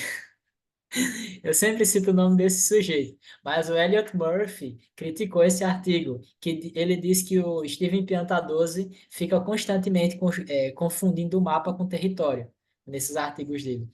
Que ele fica querendo colocar, porque se parece, mas são críticas. Ô Pedro, você ficou olhando essas coisas no Twitter, cuidado que o Alexandre de Moraes vai te pegar, hein? Então, eu acho que eu não deveria falar aqui que tá gravando, né? Mas assim, saiu no jornal de que a Polícia Federal mandou uma lista assim pro Alexandre de Moraes de pessoas que estavam usando o Twitter por VPN. Eu entrei umas 3 vezes no Twitter desde que ele foi banido. Assim, eu fico pensando, se eu for multado em 50 mil reais, gente, adeus mestrado, tá? Vou voltar pro interior da Lagoas e vou E virar aí? indigente. Que é isso? Vou Só virar para dar um indigente. contexto para as outras pessoas, Tem advogado aqui no grupo. Caramba! É verdade, é verdade. só para dar um Vamos usar. contexto para as pessoas, o Elliot Murphy ele é bem verbal no Twitter, tá? Que é onde o Pedro fica acompanhando os farrapos acadêmicos. Ele briga com o povo, assim, faz piada, é irônico, fica fazendo. Uhum. Ele e aquela Adele Goldberg ficam trocando rixa. Imagina. É muito bom, assim, muito bom. Eles parecem ter 15 anos, um brigando com o outro. Ok. Esse modelo, ele vai dizer que é muito próximo, a ideia que ele propõe é muito próximo daquele modelo semântico de que a gente tem no nosso cérebro representações semânticas divididas por meio que categorias em si. E essas categorias seriam juntas aqui, ó, em uma área que é o lobo temporal anterior, que a gente tem meio que a evidência de que de fato essas associações acontecem aqui. E ele vai dizer que esse modelo que ele propõe é algo próximo disso. Então, em cada bolinha dessa aqui, você teria ali uma categoria de conceitos próximos. Então, a gente teria algo como aqui, seria o de animal. Você tem vários animais, então seria próximo. E quando você precisasse juntar isso em um contexto, isso seria colocado aqui no lobo temporal anterior. Essa é a proposta dele. Só que aí ele vai dizer que, olha, tudo bem, essa é a nossa proposta, mas tem algumas limitações. Que nenhum desses modelos que foi apresentado captura a totalidade conceitual humana. Então, dá para ver que esses modelos conseguem capturar de certo modo, um captura uma coisa, outro captura outra, só que nunca é totalmente. Que inclusive foi alguma das perguntas, dos apontamentos que a professora Aniela faz aqui, que é, que é o ponto, não dá conta de X, não dá conta de Y. E ele vai dizer, ele diz isso, nenhum modelo de fato captura tudo. Outro ponto de limitação é a falta de plausibilidade biológica, porque muitos desses modelos precisam de muitos dados, que muito mais do que um ser humano, de fato, tem na sua vida. Então, a gente precisaria ver melhor como é que isso se daria. Que engraçado é que essa é uma crítica feita uma vez depois da outra, a gramática gerativa, que a gramática gerativa não tem plausibilidade biológica. Nada tem. Então, mas de fato, pode falar. Interessante isso. Interessante. Assim, eu senti que no fim ele meio que deu uma. Tudo bem, a gente não sabe de tudo. Uhum. E ainda ele disse que não tem um certo modo de agregar todos esses modelos, porque tudo isso que a gente viu até agora são modelos diferentes, são arquiteturas diferentes. Produto tensorial é uma coisa, Church Encoding é outra coisa, o Transformer do ChatGPT é outra coisa, o VSA é outra coisa. Cada um desses consegue capturar uma coisa diferente da linguagem humana. Só que não tem ainda como juntar tudo isso num modelo só, entende? Então, esse é um problema ainda que essa proposta tem. Só que ele termina o artigo Uma assim. pergunta, Pode uma fazer. pergunta rapidinho. Eu não entendi muito bem o que seria essa plausibilidade biológica, eu acho que a Aniela comentou, que criticam no gerativismo. Em outras formas, é a tal da incomensurabilidade que o Popper fala.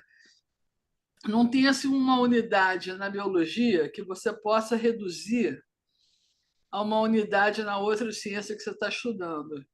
Então, você não tem assim, por exemplo, hoje em dia já começa a ter, né?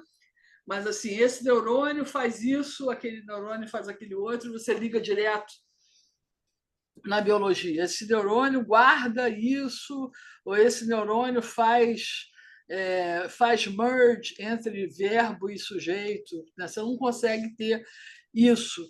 E se você conta, vamos pensar, chama um super biólogo e fala assim: vamos pensar numa situação em que a gente tivesse que juntar isso, o que seria? Como é que seria?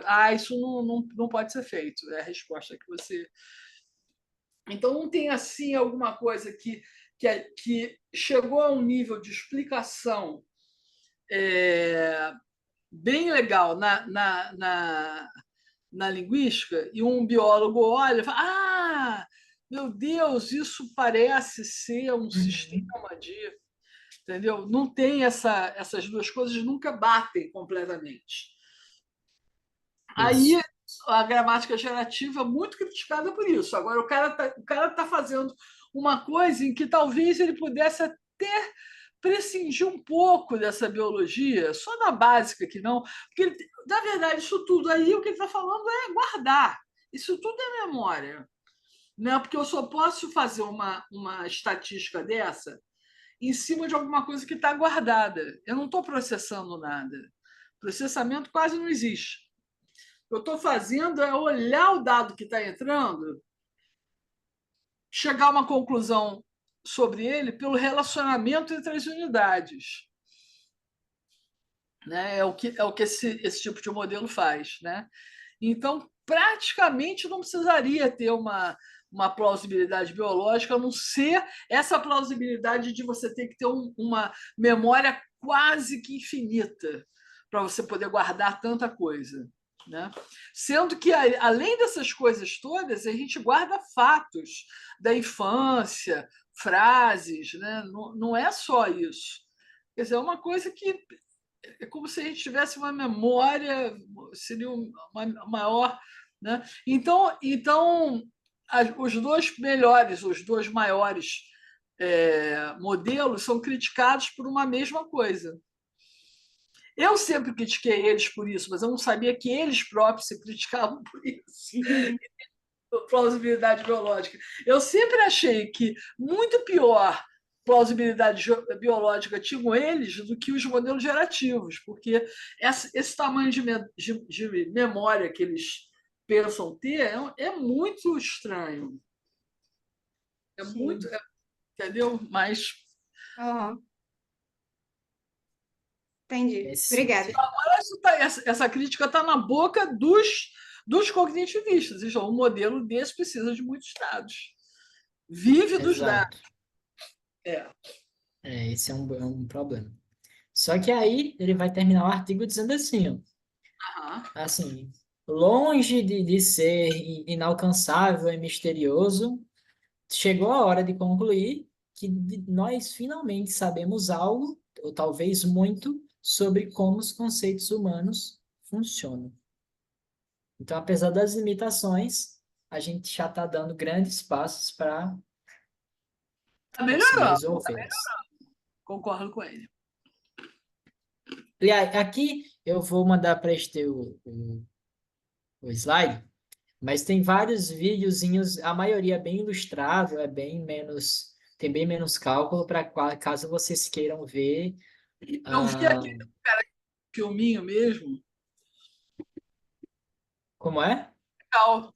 Eu vi um que você mandou, que é um cara que faz um filminho mostrando Isso, e as sombras. isso, aquilo ali é maravilhoso. Aquilo é legal para você entender o que é vetor. Sim, exato. Aí eu gosto desses vídeos porque eles são mais amigáveis do que os artigos em si, porque os artigos dessa parte de matemática e computação, assim, ele tem um parágrafo de texto e aí, de repente, começa 15 fórmulas matemáticas, assim, aí é meio assustador. Mas aí eu tenho esses exemplos aqui, para caso vocês se interessem. E é isso. Foi maravilhoso, Pedro. Agora a gente Ah, tem 6 minutos ainda. O Pedro gostaria de saber se vocês conseguem fazer uma relação disso com alguma coisa que vocês conheceram na vida, ou se vocês acham que isso possa ser linguagem. Ele está louco para saber isso de vocês.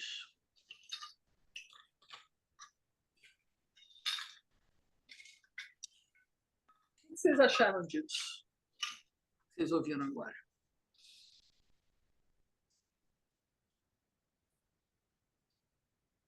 ninguém aguenta mais, professora. Ninguém aguenta mais ouvir sobre vetores. A gente pode só fazer Como desse. assim? Eu tô Se isso, pensando, mas é uma área que eu ainda isso que ele preciso me falou, apropriar melhor. isso que ele falou, você fala, entendi isso. Teve algum A aí ou não?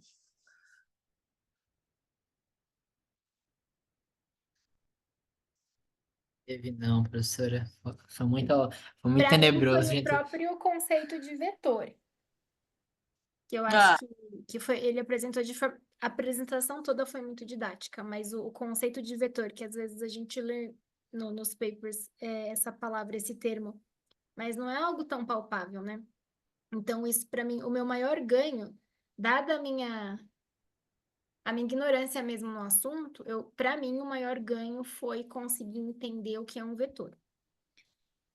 Aí agora, disso para conseguir relacionar com algo da vida, assim, eu tá limpo. teria que pensar mais. Uhum.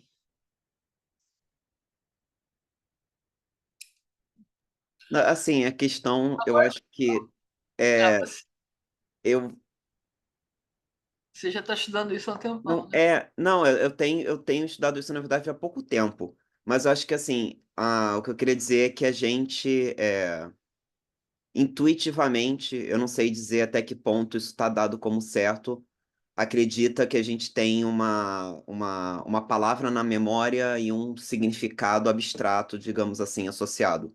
Eu fico me perguntando até que ponto isso não é mais intuitivo e, na verdade, a forma como a gente representa as palavras na memória é algo completamente diferente, de repente, algo até parecido com isso. Eu acho que é interessante para a gente refletir sobre como a, a, a gente de fato está representando essas palavras na memória. E aí a gente vê, por exemplo, e aí é um ponto que eu acho interessante, que como a gente pode discutir a natureza de fato disso, mas o fato de que é esse tipo de representação que deu uma boa performance para esses modelos de linguagem. E botar isso na discussão. Eu acho que e é bem isso assim, tem muito que a gente aprendeu, mas tem muito que a gente não sabe, e a gente realmente está caminhando. Eu achei maravilhoso isso que você falou. Achei que era exatamente isso que eu achava que a gente devia ouvir agora, nesse momento, porque se não serve para outra coisa, pelo menos serve para a gente duvidar um pouco daquilo que a gente acha que é.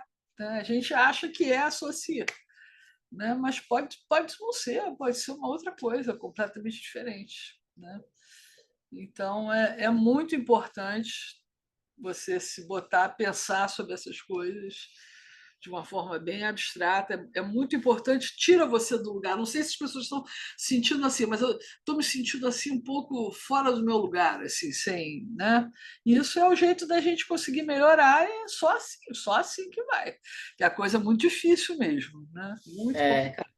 quando eu estava pesquisando sobre esse tema e aprendendo para apresentar, eu comecei duvidando, mas aí eu comecei a pensar sobre os conceitos e coisas assim que a gente tem, e se de fato isso daria conta, assim, e vai chegando uma hora que você fica dizendo, olha, isso aqui talvez não esteja tão errado, assim. Porque assim, quando você vai vendo que ele de fato começa a dar conta de muita coisa, principalmente do léxico. Eu não sei se sintaxe ainda eu sou meio duvidoso, mas eu acho que o modo como ele representa lexicalmente as coisas é bem incrível, assim, não é nada de outro mundo para mim. Eu acho que nesse sentido, eu acho que eu aprendi bastante. Comecei a duvidar mais das minhas crenças. Vou sair daqui, professora. Vou sair, vou ter que virar orientando da linha Ferrari. Mato vocês dois. Corta a cabeça da sua, depois a dela. Tá gravando! Léo, você vai ter que recortar essa parte. Não precisa nem apagar. Não precisa nem apagar, porque eu falo isso para ela e para ele. Não precisa apagar, não. Pode deixar aí. Deixa aí. Como marcado. Mais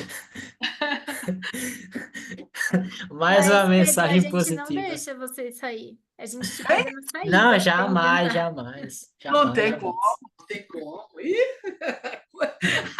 não dá, não. Não tenho tanta abertura assim, não. Tudo tem limite, né, Daniela? Daniela, tudo tem limite. Tem limite. Posso ficar aqui 2 horas falando sobre isso, mas a esse ponto eu não chego, não. Não tem que vocês vão ver que não vai dar muito certo. É. Mas foi ótimo. Daniela, eu posso usar 5 minutinhos ainda? Você já deu 4 horas? Porque eu queria apresentar a proposta para o evento, para ver se daria tempo de apresentar rapidinho, só para as pessoas ficarem mais cientes. Uhum. Ok. Então, pessoal, rapidinho aqui para não tomar o tempo de ninguém, já sei que já chegou 4 horas, mas a gente tinha falado no grupo que eu e o Léo estávamos pensando em organizar algum tipo de evento que pudesse reunir essas pessoas que pesquisam psicolinguística e neurolinguística aqui no Rio de Janeiro, no estado do Rio de Janeiro. E aí nós tínhamos pensado em um evento de 3 dias, inicialmente, com algumas pessoas. A gente já tinha falado com a professora Aniela, com a professora Maréia sobre isso, e mandou mensagem no grupo para a gente começar a organizar. A Estê mandou a gente olhar o calendário, eu mandei mensagem para o Jean, ele disse que a gente não tem ainda a previsão de calendário para o ano que vem, só que eu imagino que talvez não mude tanto desse ano, então provavelmente vai começar em fevereiro ou março e vai até junho ou julho. E a gente pensou em algo como se fosse abril. Eu olhei aqui nessa data de 23 a 25, mais ou menos. Não tinha nenhum feriado. E porque é o primeiro semestre do ano, geralmente tem menos eventos acontecendo. Então, não vai ser, talvez não seja, não dê tanto problema.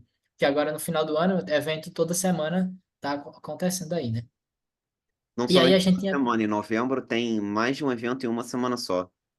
É, Pois é. Hoje mesmo estava tendo aquele evento no CCNN, eu queria ter ido, mas aí é basicamente durante todas as minhas aulas, aí não deu para ir. Foi por isso que eu falei para estudar a questão de calendário de eventos também, porque senão acontece igual novembro e a gente fica tendo que competir audiência, né? Sim, sim. Mas eu acho que, pelo que eu vi, não tem nada acontecendo nesse mês. Talvez eu esteja desinformado, mas eu acho que nesse período não tem. E aí a gente tinha pensado em 3 dias. Seria o primeiro dia com uma abertura. A Aniela sugeriu a gente chamar ex-estudantes aqui que pudessem falar um pouco sobre linguagem, mente e cérebro, de modo geral, seguido por uma mesa de acesso lexical, e aí seria a Daniela Garcia, a professora Aniela. A Uma Maréia, palestra. tirando a Maréia daí? A senhora tinha sugerido que a senhora gostaria de estar na, na mesa. Aí acho que seria melhor para a Maria também não ficar com Gente, muitas assim, coisas. essa gente, parte isso precisa estar tudo, gravando? tá, eu vou parar aqui. Isso tudo, assim, é bom deixar